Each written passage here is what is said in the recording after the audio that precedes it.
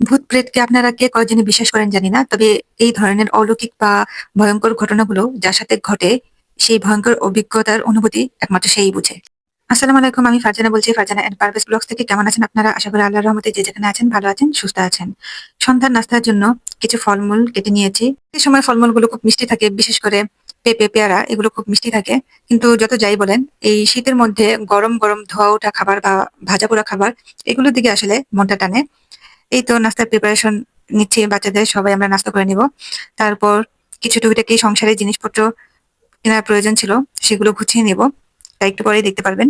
এখন যে প্রথম টপিক আপনাদের সাথে শেয়ার করব সেটা হলো আমার হাজবেন্ডের একটা ঘটনা। এটা সম্পূর্ণ সত্য ঘটনা। আপনাদের সাথে কাজের ফাঁকে ফাঁকে যে ঘটনাগুলো শেয়ার করব, সেটা আমার জীবনে হোক, আমার স্বামীর জীবনে হোক, আমার আত্মীয় স্বজনের জীবনে হোক, ভাই বোনের জীবনে হোক, সেটা সম্পূর্ণ সত্য ঘটনা এবং এটাকে প্লিজ কেউ বানোয়াট মনে করবেন না।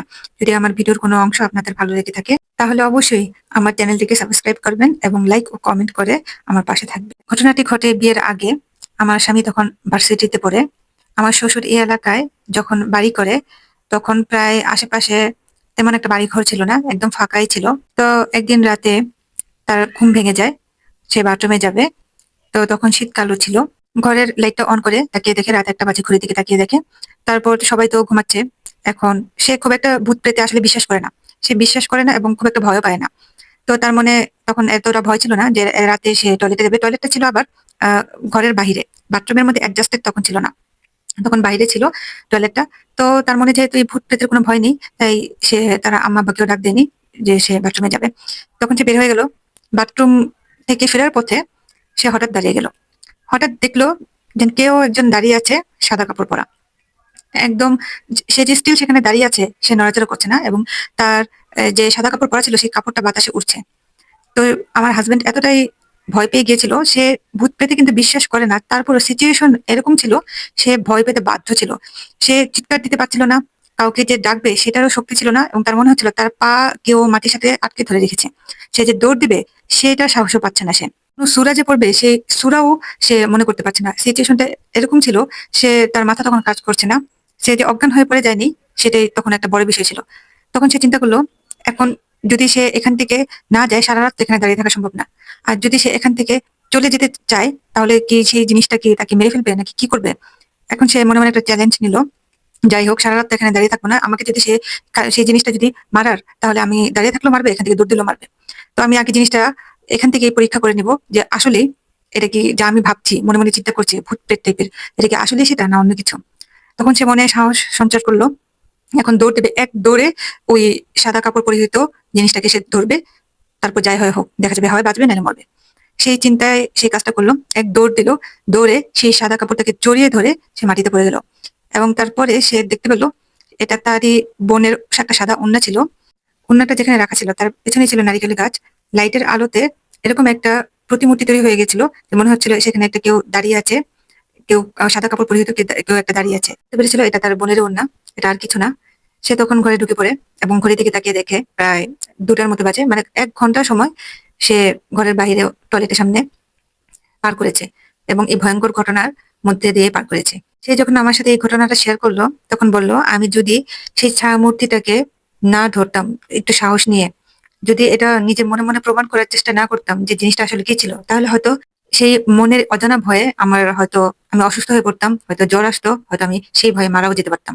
তারপরে আমি জিনিসটা বুঝতে পারলাম যে না, আমার এটা একটা হ্যালুসিনেশন ছিল। আমার আমি এগুলো বিশ্বাস করি না, তারপরে সিচুয়েশনে পড়লে যে মানুষ কত কত মনের চেঞ্জ হয়, সেটা আসলে এই ঘটনাটা সাক্ষী। মানে যত সাহসী সাহসী বীর পুরুষ থাকুক না কেন, কোনো ভয়ঙ্কর কোনো সিচুয়েশনের মধ্যে পড়লে তার মনের মধ্যে সেই অজানা ভয় এসেই যায়। এটাই স্বাভাবিক এবং এটাই সত্য। এটাই ছিল আমার হাজবেন্ডের জীবনের একটা ভয়ঙ্কর অনুভূতি। আমার দ্বিতীয় টপিকটা হলো, নিজের ওজন বুঝে জীবনে চলার চেষ্টা করবেন। হিসেব আপনা আপনি হয়ে যাবে, এত হিসাব করতে হবে না।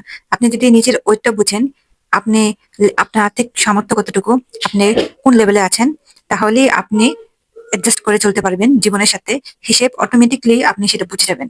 অন্যকে অনুসরণ করে, অন্যকে ফলো করে নিজের পায়ে কুড়াল মারতে যাবেন না। কারণ অন্যের যে সামর্থ্য আছে আপনার সেটা নাও থাকতে পারে।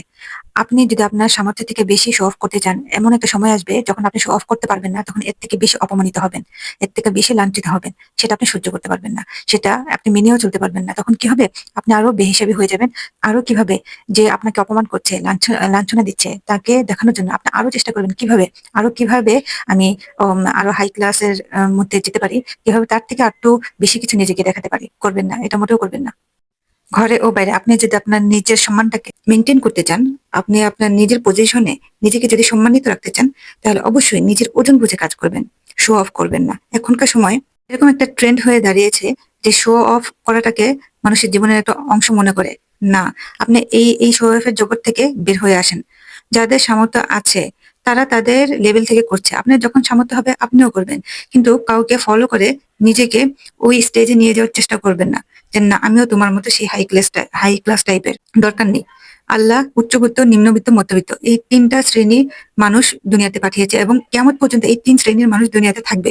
তাই বলে যদি আপনি কম্পিটিশন করেন যে না আমি তার সাথে হাই লেভেলে যেভাবে চলছে আমিও আমার জীবনটাকে সেভাবে চালাতে চাবো, তাহলে আপনি আপনার নিজের জীবনকে ধ্বংস করবেন। সে পথে যাবেন না। আল্লাহ আপনাকে যা দিয়েছে শুকর আলহামদুলিল্লাহ। আপনাকে যে লেভেলে রেখেছে সেই লেভেলেই থাকুন, যথেষ্ট সম্মান পাবেন। আশা করছি আমার এই কথাটুকু আপনাদের বিন্দুমাত্র হলেও অনুপ্রাণিত করবে, উপকার আসবে আপনাদের জীবনে।